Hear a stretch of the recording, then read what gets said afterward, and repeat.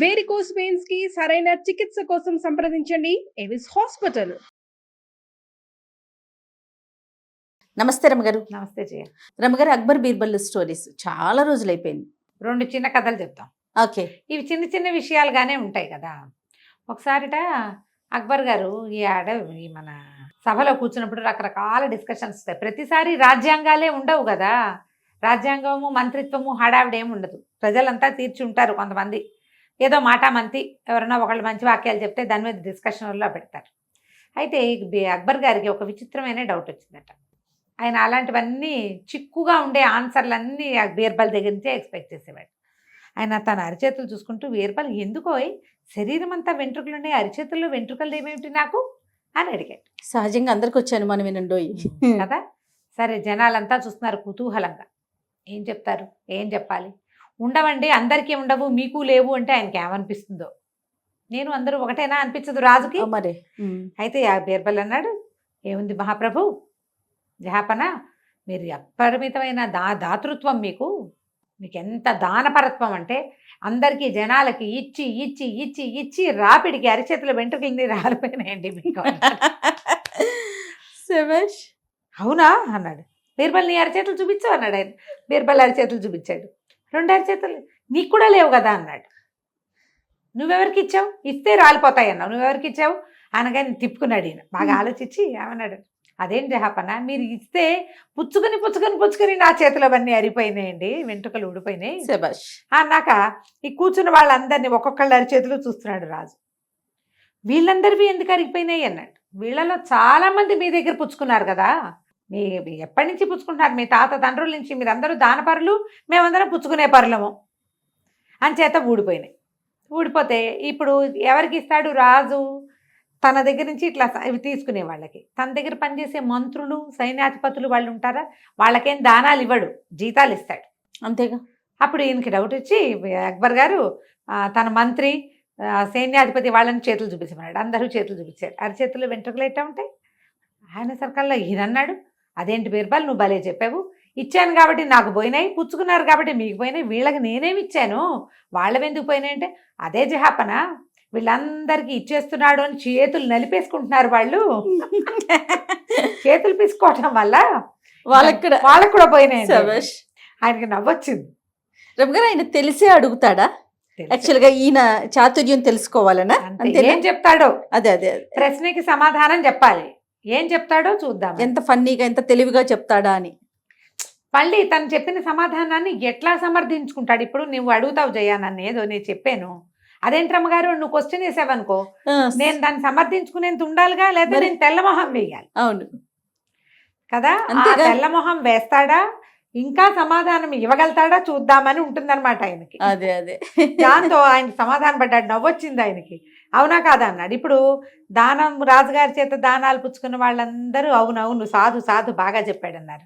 ఈ దానాలు పుచ్చుకోకుండా వీళ్ళకన్నీ పోసేస్తున్నాడో అని బాధపడే వాళ్ళందరికీ పచ్చి వెలక్కై గొంతులో పడ్డట్టే. అంతేగా. మొహాలు మార్చుకున్నారు అందరు. మేము చేతులు పిసికేసుకుంటున్నామంటే వాళ్ళని అవమానించినట్టే. కానీ రాజుకు నచ్చింది అది. నోరు మూసుకుని ఊరుకున్నారు. బాగుంది చూడు, చాలా బాగుందండి. కొన్ని రోజులు ఇలా గడిచిన తర్వాతట ఒకరోజు సభలో డిస్కషన్ వచ్చింది. లోకంలో 2 రకాల మనుషులు ఉంటారు, 2 రకాల ప్రాణులు ఉంటాయి. ఒకటి మేలు చేసేది, మేలు పుచ్చుకునేది. మేలు చేసేవాడు అంటే ఎవరికైనా సహాయం చేసేవాడు ఎప్పుడు ఒకేలా ఉంటాడు. మేలు మరిచిన వాళ్ళు, మేలు మరవని వాళ్ళు ఇద్దరు. ఎవరు మేలు మరుస్తారు, ఎవరు మేలు చేసిన మేలు మర్చిపోని వాళ్ళు ఉంటారు. నేను నువ్వు అంటే నువ్వు నా దగ్గర మర్చిపోతావు, నేను నీ దగ్గర మర్చిపోతావు, ఏదో అవుతుంది. అప్పుడు ఈయన బీర్బల్ తోటి ఏం చెప్పాడంటే, ఇంత డిస్కషన్ అయ్యాక, బీర్బల్ నువ్వు చెప్పాలి నాకు సమాధానం. రేపు సభకి ఒక మేలు మరిచిన పరిచే ప్రాణిని, ఒక మేలు మరవని ప్రాణిని తీసుకొచ్చి చూపించు నాకు అని చాలా గట్టిగా చెప్పాడు. అది నన్ను చూపించి నన్ను సమాధానపరచకపోతే నీ తల ఉండదు లాంటి సౌండ్ ఇచ్చాడు. అందరు ఆశ్చర్యపోయారు. అయ్యి బాబోయ్ అన్న అనుకున్నారు. బీర్బల్ మీద ఆసక్తి ఉండి, ఆయన చెప్పే సమాధానాలు నచ్చి, ఆయన ధర్మపరత్వం నచ్చి, ఆయన తెలివి మీద అవగాహన ఉండి, ఆయన సమయస్ఫూర్తి అంటే ఆసక్తి ఉన్న వాళ్ళందరూ అమ్మో బీర్బల్ గారు దొరికేశాడే, 2 జీవుల్ని, 2 మనుషులను తెచ్చి చూపించాలి ఇప్పుడు వాడు, అమ్మో దొరికాడు అనుకున్నారు. ఎవరైతే బీర్బల్ మీద మంటగా ఉంటుంది, సహచర వర్గం రాజుగారి సహచరులు ఉంటారు కదా మంత్రులు, వాళ్ళందరికీ మాయరోగం కుదిరింది, రేపు వీడి తల ఎగిరిపోతుంది, పీడా పోతుంది, వీడితో చచ్చిపోతున్నాం మనం. అన్నిటికీ సర్కాస్టిక్గా మాట్లాడి ఇరక పెడుతుంటాడు మన అని చెప్పి వాళ్ళన్న రోగం కుదిరింది, ఇప్పుడు ఏం చేస్తాడో చూద్దాం అనుకున్నారు. బీర్బల్కి కూడా అర్థం కాల, అట్లా ఎట్లా చెప్తాం. ఆయన తల దించుకుని వెళ్ళిపోయాడు. ఇంటికి వెళ్ళాడు, కూతురు ఉంది ఇంట్లో, భలే తెలివిగలదు అమ్మాయి. బీర్బల్ గారి కూతురు అప్పుడప్పుడు కొన్ని కథల్లో కనపడుతుంటుంది. పిల్ల అన్నం వడ్డించింది, నిదానంగా తింటున్నాడు. ఏదో ఆలోచనలో పడ్డావు అంది. అదేనమ్మా ఇవాళ జహాపనా సభలో ఏదో చెప్పారు, దాన్ని ఎట్లా సమాధానపరచాలా అని చూస్తున్నానంటే ఏమడిగాడో చెప్పు.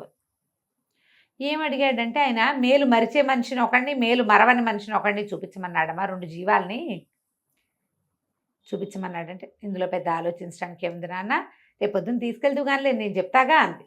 ఆయన కూతురు మీద నమ్మకంతో ప్రశాంతంగా నిద్రపోయాడు. మర్నాడు పొద్దున్న కూతురు చెప్పింది, మీ అల్లుడిని వెంట పెట్టుకెళ్ళి నాన్న, మన వాకిట్లో కుక్క ఉంది కదా, దాన్ని కూడా మెడకో తాడు కట్టిస్తాను, దాన్ని కూడా మోసుకెళ్ళు అని చెప్పింది. ఈయన మర్నాడు ఆ రోజు పొద్దున తన అల్లుడిని వెంట పెట్టుకెళ్ళాడు. అక్కడి నుంచి కుక్కను కూడా తీసుకెళ్ళాడు. లోపలికి వెళ్ళారు. అల్లుడు పక్కన అవతల కుర్చీలలో కూర్చున్నాడు. బీర్బల్ వాళ్ళు కుర్చీల లైన్ వేరు, ఇట్లా చూడ్డానికి వచ్చిన వాళ్ళ లైన్ వేరు. కుక్కను అల్లుడి దగ్గరే కూర్చోబెట్టారు. సరే అక్బర్ పాదుషా లోపలికి వచ్చాడు. మర్చిపోయాడు అనుకున్నారు. ఆయన కాసేపు పిష్టాగోష్ఠి అవి ఇవి కబుర్లు చెప్పిన తర్వాత, బీర్బల్ నిన్న మీకు ఒక ప్రశ్న వేశాను, మీరు వాళ్ళు ఎవరిని చూపిస్తున్నారు నాకు అన్నాడు. అనేసరికి తీసుకొచ్చాను ప్రభు, ఇదిగోండి అని అల్లుడు గారు ముందుకు రండి అని. ఈయన ఉన్నారండి అల్లుడు గారు, నా ప్రాణం ఇచ్చేసినా సరే సాటిస్ఫై అవ్వడు, ఎన్ని మేళ్ళు చేసినా ఎంత సహాయం చేసినా నాకేం చేసావు అంటాడు. మేలు మరిచే జాతి ఈయన. అక్కడి నుంచి కుక్క ఉంది చూడండి, దానికి ఒక్క బ్రెడ్ ముక్క వెళ్ళే దారిలో మన చేతితో పడేసామా చాలు, అది మాత్రం చచ్చినా మర్చిపోదు. ఆ బ్రెడ్ ముక్క పెట్టిన వాడిని చూసి తోకాడిచి వాడి దగ్గరికి వెళ్ళి నుంచుంటుంది. వాడి మీద ఏదైనా వాడి కింద పడిపోతే కుయ్యో మొర్రో ఉంటుంది, వాడి పక్కన కూర్చొని ఏడుస్తుంది.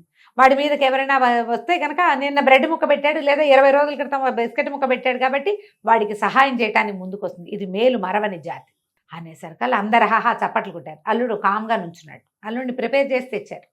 జహాపన అన్నాడు, అలాగా సరే ఈ కుక్కకి ఒక మంచి కుర్చీ వేసి కూర్చోబెట్టండి, ఇది మేలు మర్చిపోదు. ఈ అల్లుడు నాడే వీడిని కొరతేయండి అన్నాడు. అనేసరికల్లా సభలో అందరు నిర్కాంతిపోయారు. ఇప్పుడు బీర్బల్ గారి అల్లుడు కొరతేస్తే పిల్ల ఆయన కూతురు, బీర్బల్ హిందువు, కూతురికి పునర్వివాహాలు లేవు, అల్లుడు అయిపోతాడు.